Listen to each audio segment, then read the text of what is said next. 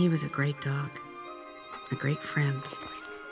The best dog a kid could have. When you lose someone you love, they never really leave you. They just move into a special place in your heart. I don't want him in my heart.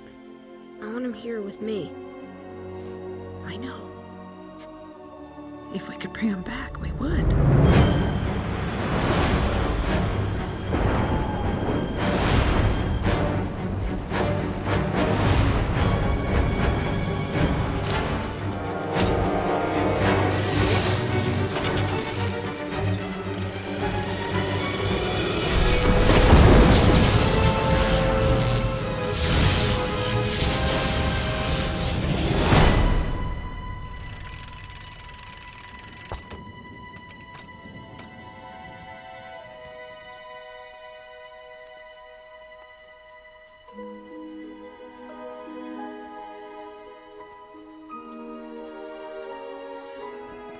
I'm sorry, boy.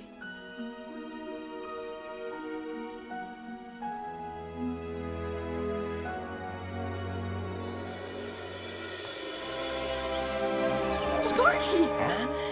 I can't believe it! I think when he was, 22 years old or whatever it was when he made the original movie, the studio saw something in him, in this kind of potential talent, and said, well, here's a couple $1,000, go out and see what you can do.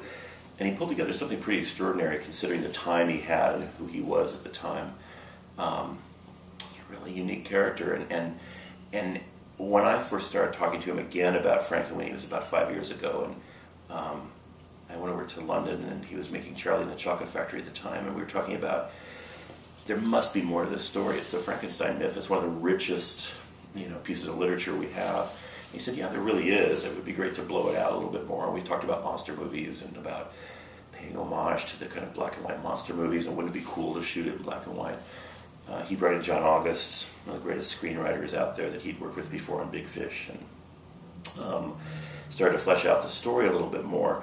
So I think that for him it was a labor of love that gave him a start in his film career and got him, Pee-wee's Big Adventure and Beetlejuice and those films.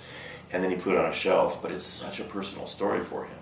He talks about his dog and his, that close relationship you have with a pet that's probably your first relationship after your parents, and how losing a dog can be so traumatic.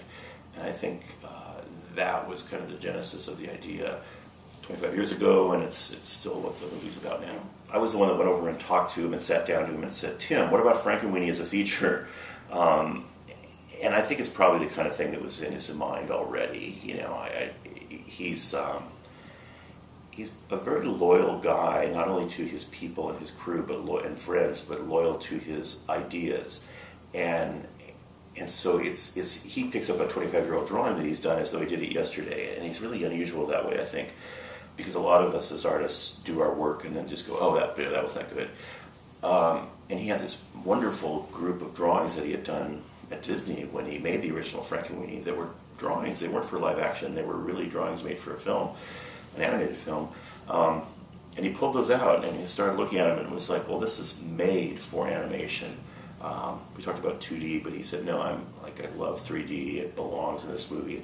Frankenstein's about bringing inanimate characters to life, so why not do that with this? And so if anything, I reminded him of what a great story idea he once did, and I think that set off the spark in his head. Orson Welles, the Mercury Players, some directors have their stable of actors they like to work with.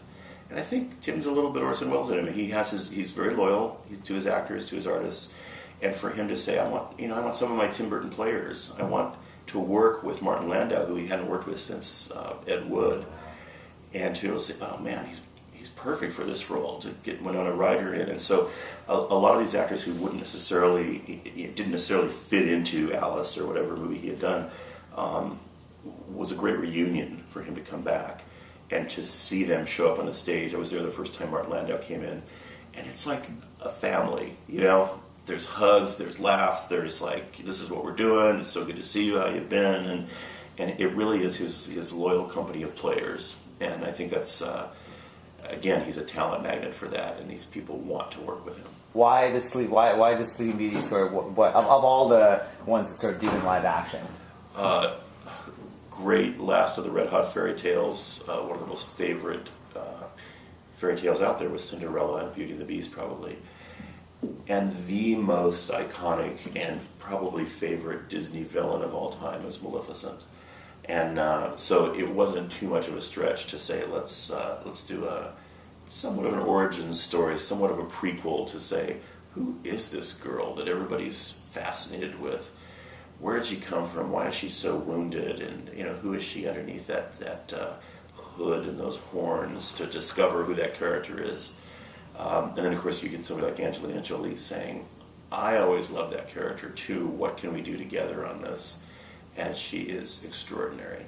Absolutely extraordinary. So that's why Maleficent. Plans or maybe bringing other ones that you'd like to see come to life? Other. No solid plans, but what a wonderful stable of stories Disney has in their archives to say, anything from Little Mermaid to Cinderella to whatever. So no concrete plans at all, but they're fun stories to tell because they're so ancient, they're so old, and they're so based on oral mythology. And something like, when we were working on Beauty and the Beast, you just go, oh, we're so lucky because it's a hard story to tell, right? But it's rich, and you can really get your hands into it and discover the underpinnings of it, the Joseph Campbell kind of mythology of it all.